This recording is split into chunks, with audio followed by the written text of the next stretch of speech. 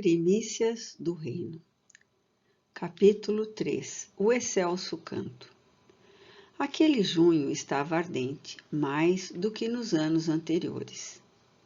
Nota da autora espiritual número 11. Mateus, capítulo 5, versículos de 1 a 48. Capítulo 6, versículos de 1 a 34. Capítulo 7, versículos de 1 a 29. Lucas, capítulo 6, versículo 17 a 49. O dia longo murchava lentamente, abafado, enquanto o sol, semi-escondido além dos picos altaneiros, encandecia as nuvens vaporosas que o vento arrastava no seu carro pulverizado de púrpura e ouro. A montanha de suave aclive terminava em um largo platô, salpicado de árvores de pequeno porte, que ofereciam, no entanto, abrigo e agasalho. Desde cedo, a multidão afluíra para ali, como atraída por fascinante expectativa. Eram galileus da região em redor, pescadores, agricultores, gente simples e sofredora, sobrecarregada e aflita. Eram judeus chegados da além Jordão de Jerusalém, estrangeiros da Decápole. Misturavam-se as vozes nos dialetos regionais e uniam-se todos na mesma imensa curiosidade feita de expectação e desejo. Esmagada pelos poderosos, experimentava invariavelmente o desprezo da jactância e da presunção. Amavam-se aquelas criaturas na sua dor e necessidade, interdependiam-se. Aquele rabi que os alentava era o rei aguardado há séculos, carinhosamente esperado, que os libertaria do opróbrio e da servidão. Ouviram-no e o viram mais de uma vez e constataram que jamais alguém fizera o que ele fazia ou falara como ele falava. Acorreram de toda a parte, das redondezas do lago e dos campos, das cidades distantes e das aldeias para ouvi-lo. No ar pairava algo especial. O azul doirado dos céus confraternizava com o verde queimado da terra, e a brisa cariciosa chegava do mar, das bandas e contrafortes do Hermon, que se alternavam para espraiar-se pela imensa planície do Esdrelon, trazendo o acridoce odor do solo crestado. A montanha, em sua grandeza especial, é também um símbolo, o Filho do Homem, que desce aos homens vencendo as dificuldades do mergulho no abismo, e do homem que sobe e conduz os homens por sobre escarpas lacerantes até o seio de Deus. A montanha também é destaque maravilhoso na paisagem. Galgar, subir a montanha, pode significar vencer os óbices que perturbam o avanço na jornada evolutiva. Descer, deixar o monte, é não considerar o empecilho e refazer o caminho, alongar as mãos em direção dos que ficaram tolhidos na retaguarda. É muito áspera a descida aos homens para erguê-los a Deus. Perder-se entre as querelas humanas para encontrar os espíritos em perturbação na noite, das necessidades aparentes e resplandecer em madrugada sublime, guiando-os por sobre os escombros da véspera, a fim de subirem até o planalto onde brilha permanentemente o sol do claro e demorado dia. Descer sem decair. Os homens suscitam obstáculos onde existem opiniões e levantam cerros onde estão as convenções. Esquecer-se e vir até os que se debatem nas questiúnculas que vitalizam um desconcerto emocional e sofreguidão. Dar-se, integrar-se de tal modo que seja comum a todos, mas a nenhum igual. Este díptico, subir, descer. Subir sem abandonar a baixada e descer sem esquecer os cimos. A montanha era uma montanha qualquer. E o poema que ali seria apresentado, jamais ouvido, nunca mais será ouvido em qualquer época equivalente. O evangelista Mateus assevera: e Jesus, vendo a multidão, subiu a um monte, enquanto Lucas informa, e descendo com eles parou num lugar plano. Subir ou descer não importa. A verdade, porém, é que no plano do aclive ele se deteve e de pé. Vestiu-se de poente. A auréola refulgente incendiou-lhe os cabelos que a leve brisa desnastrava esfogueados. As vestes abrasadas e a ansiedade do mundo em volta. No magote, homens e mulheres, crianças que levariam no cérebro e no coração a mensagem, o poema, divisor das realidades diferentes. A multidão era a sua paixão, a sua vida.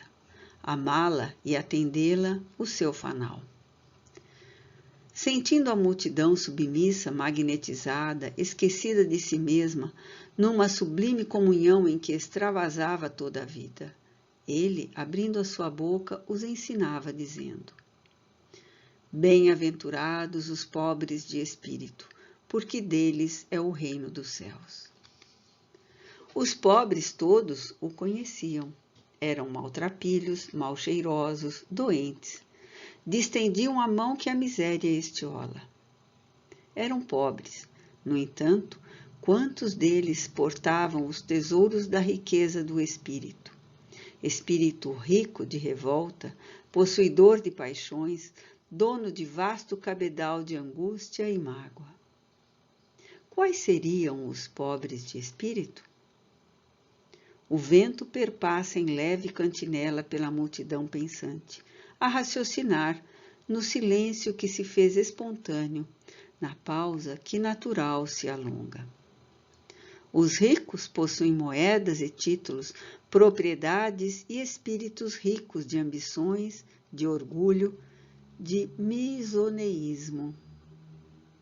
Os pobres de espírito são os livres de posses e ambições, amantes da liberdade, pugnadores dos direitos alheios, idealistas, cultores da verdade preparados para a verdade.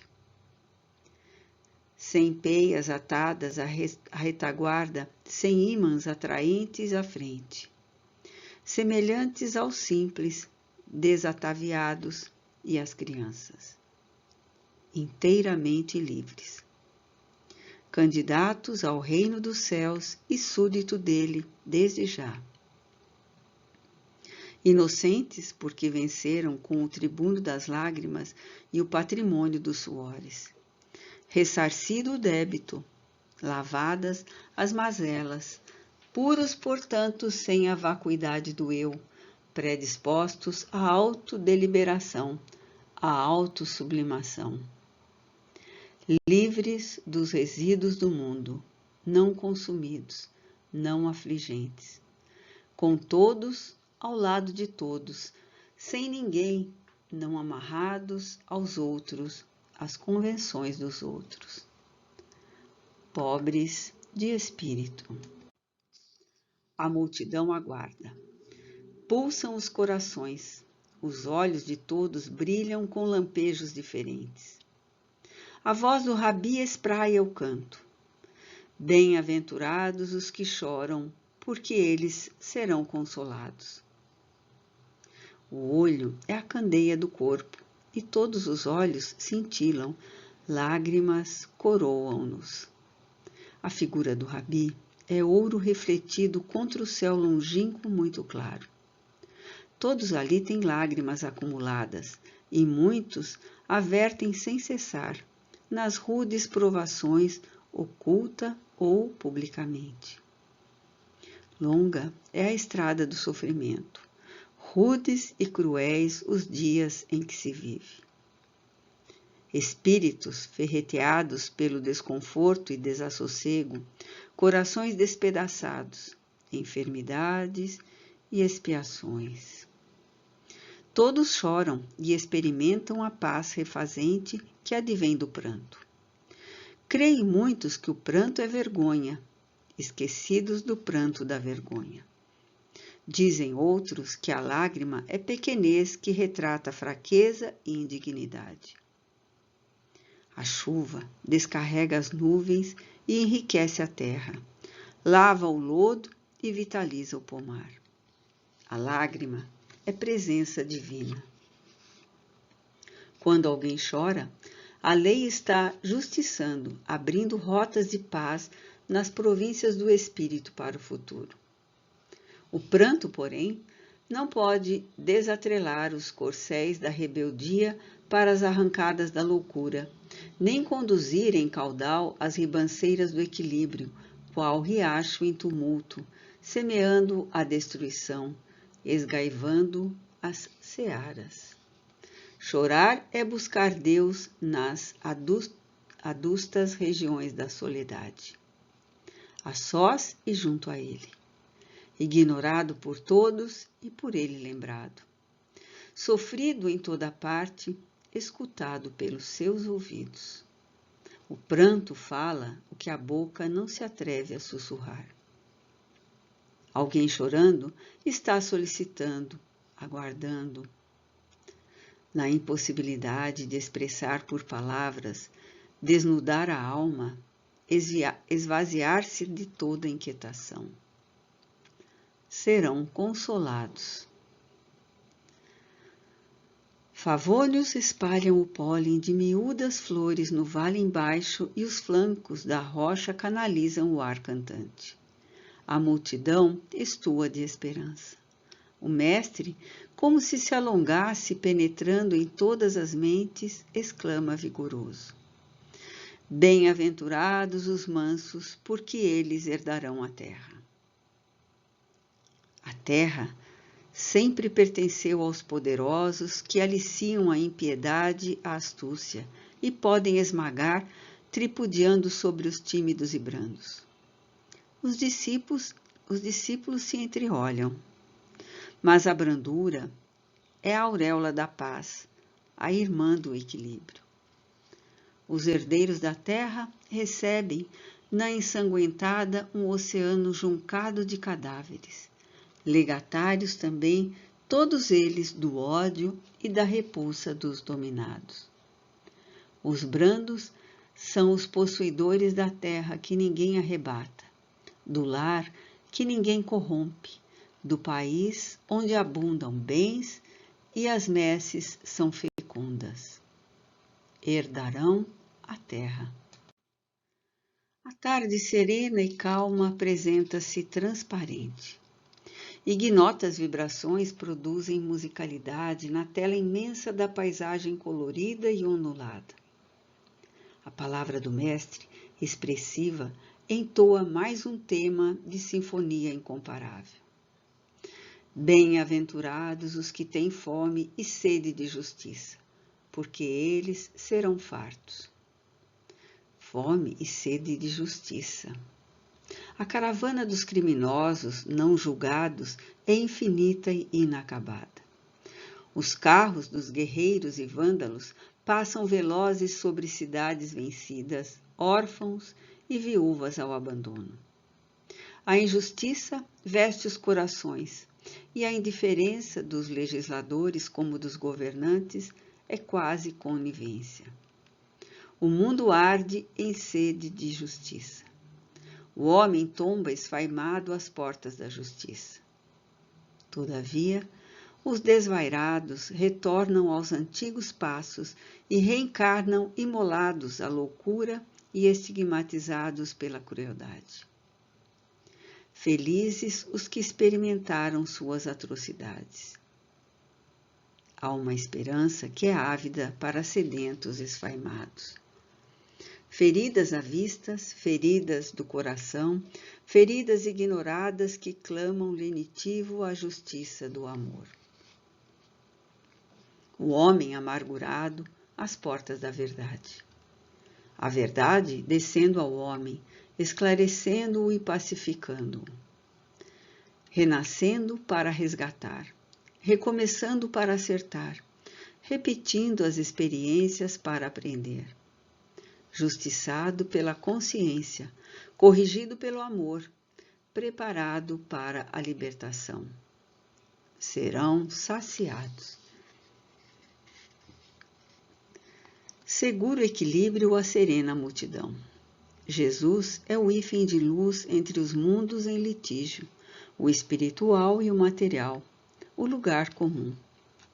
As criaturas, na montanha, acercam-se umas das outras, entreolham-se, identificam-se.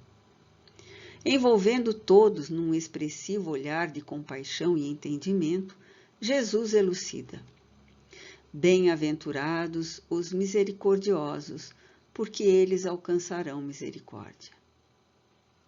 A misericórdia que se doa é luz que se atira no próprio caminho, amor que se dilata pela trilha onde todos seguem. A terra é um vulcão de ódios e o crime parece um gás letal que envenena ou enlouquece. A guerra é hidra cruenta sempre presente. Viver cada um para si é filosofia chã de expansão fácil. No entanto, só a piedade redime o criminoso, assim como a reeducação o capacita para a vida. A misericórdia é o antídoto do ódio, voz da inteligência que dialoga e vence o instinto. A misericórdia do Pai concede a oportunidade do renascimento no reduto do crime para a reabilitação do precito. Perdão é ato de nobilitação, moeda de engrandecimento, intransferível. Misericórdia, que é amor, socorre e ajuda sem fastio. Alcançarão misericórdia. Alteram-se as expressões da verdade. Não se trata de uma litânia. A onda atinge o clímax. Jesus exclama com eloquente alegria: Bem-aventurados os limpos de coração, porque eles verão a Deus. Há um estado de quase êxtase. Um delírio percorre a massa antes amorfa e desconexa. Já não se podem reter as lágrimas. Limpar o coração, nascente dos sentimentos para ver a Deus. Sob o fardo das iniquidades, despedaça-se a esperança. Chafurdadas por imundícies, as origens lustrais do amor convertem-se em sorvedouro pestilencial. Abrir os olhos do sentimento para ver o que a inteligência sonha e não alcança. Alçar voo à inocência e sintonizar com a verdade, sem retórica, em harmonia, sem interrupção para aurir vida, fruir a visão de Deus. Transcendência inatingível, humanizá-lo para o órgão de vista registrar. Seria espezinhar a aspiração de perfeita identidade com ele, quando, imanente em todo lugar, é visível em toda parte. Causa incausada não se pode condensar no raio luminoso que produz a imagem ilusória que os átomos apresentam. Desejando o finito reter o infinito, tem esse finito pervertido e maculado coração.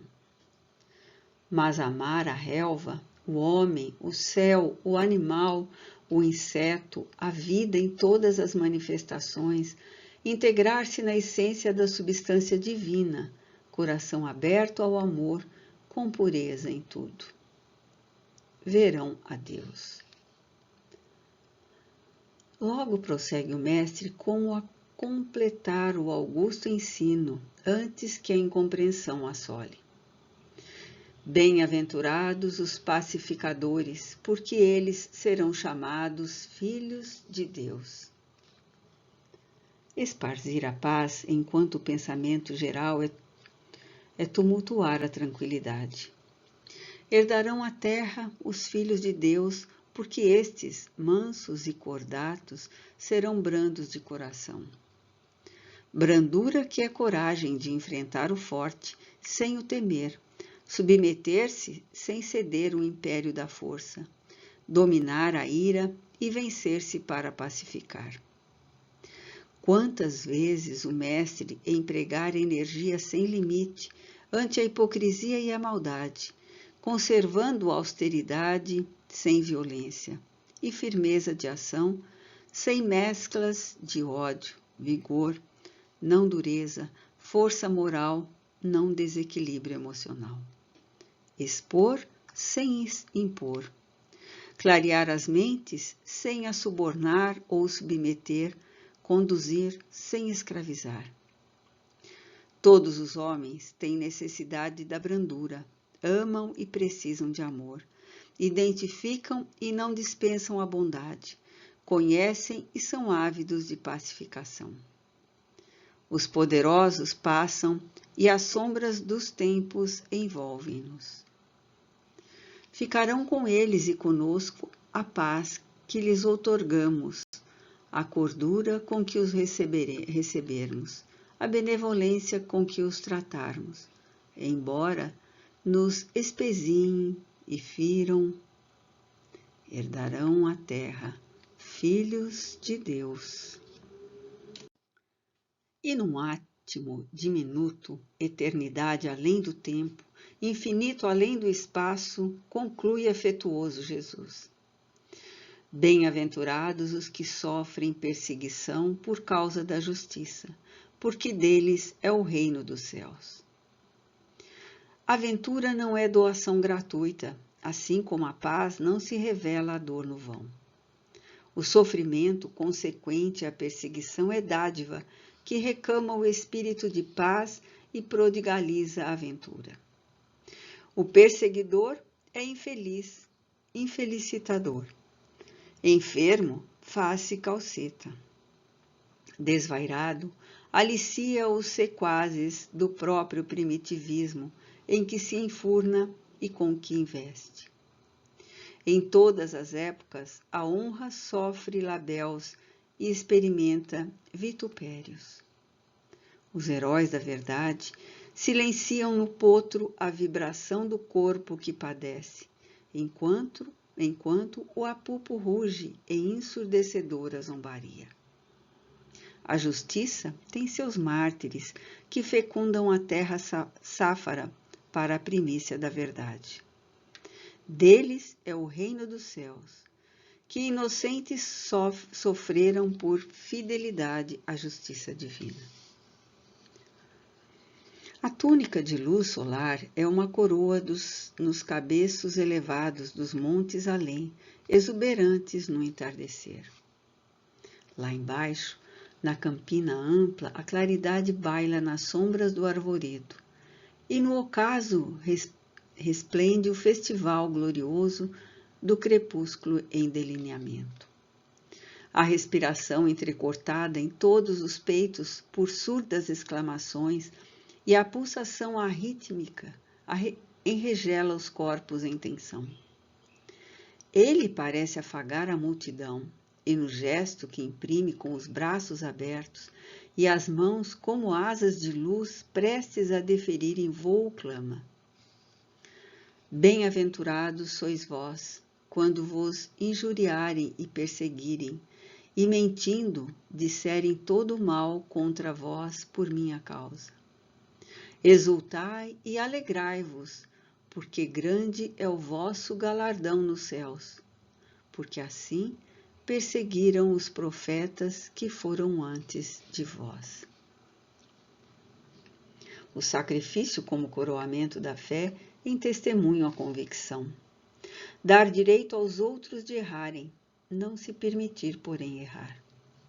Ser puro sem aparatos de externa pureza. Mentindo, os agressores perseguem. Tranquilo, o agredido permanece inatingível. A lama da mentira não enódoa o alvinitente da pureza.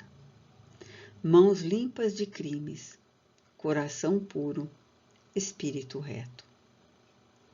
Os guardeiros da verdade encontram-se tão empenhados na extensão do lídimo ideal que não têm tempo para a desídia nem a chicana. Não se lembram de defender a honra. Não recordam de injustificar os atos que as conveniências humanas mordazes apupam. Então, a serviço da causa do Cristo, estendendo as dimensões imensuráveis do amor, sua abnegação e conduta falam mais expressivamente do que suas palavras. Sua honra é o vero labor, sua defesa é argumentos, o silêncio respostas dos perseguidos que foram antes. Exultam na gleba da retidão, fazendo o que devem e não o que lhes convém fazer. A glória dos lutadores é a honra do serviço e sua auréola o suor do dever. Exultai, alegria. Já não há dúvidas àquela hora. Toda a epopeia da humanidade canta no Sermão do Monte. O amor, em sua mais alta expressão, aí tem a sua fonte inexaurível e eterna. Perpassam no ar os aromas da natureza e o vento da tarde entoa solaus onomatopaicos. A pausa se alonga. As emoções explodem em festa de paz e esperança. E ele prossegue. Novas hipérboles e pálages expressam os exórdios cadentes da verdade como 1000 vozes em harmonia numa só voz nunca ouvida. Sois o sal da terra, sois a luz do mundo. Não cuideis que vim destruir a lei. Ide, reconciliar-vos com o vosso irmão. Não cometais adultério, nem escandalizeis. Não jureis, não resistais ao mal. Amai ao vosso próximo, aos vossos inimigos. Sede perfeitos. Orai assim. Pai nosso, que estais nos céus, não ajunteis tesouro na terra. O sol resplandece no ouro do poente. Miríades de sons se elevam na sinfonia do entardecer. Aconchegados, tocam-se alguns da multidão como a se ampararem uns nas fraquezas dos outros, em união e identidade. O poema prossegue vibrante. Não há tempo a perder. Ninguém pode servir a 2 senhores. Olhai os lírios dos campos e as aves do céu. Buscai primeiro o reino de Deus e sua justiça. Não julgueis. Pedi e dar-se-vos-á. Buscai e encontrareis. Batei e abrir-se-vos-á. Entrai pela porta estreita. Acautelai-vos contra os falsos profetas. Recama-se o infinito de astros. Treme luz o poente. Um grande silêncio se abate sobre a montanha. A multidão abalada se movimenta em dispersão. Os corações estão em festa e em dor. As mentes ardem em febre estranha. O futuro os aguarda. Não muito longe, o amanhã convidará todos aqueles ouvintes ao testemunho em postes e presídios, entre feras nos campos de batalha do mundo, nos sórdidos pavimentos da aflição, como herdeiros legítimos do reino de Deus. Diante dos olhos do Rabi, se desenham as cenas das lutas sangrentas pelos séculos afora, para a implantação daqueles ensinos no mundo. Jesus desceu o monte, seguiu adiante, enquanto alguns murmuravam sobre a sua autoridade. É quase noite. Os astros cintilam expressivamente como testemunhas silenciosas, sempre presentes. A Carta Magna foi apresentada. As boas novas foram cantadas aos ouvidos dos séculos. O Sermão da Montanha é o alfa e o ômega da doutrina de Jesus. Nenhum cristão poderá, por ignorância, cultivar o mal. Jamais se repetirá. O fasto ficará assinalado para todo sempre.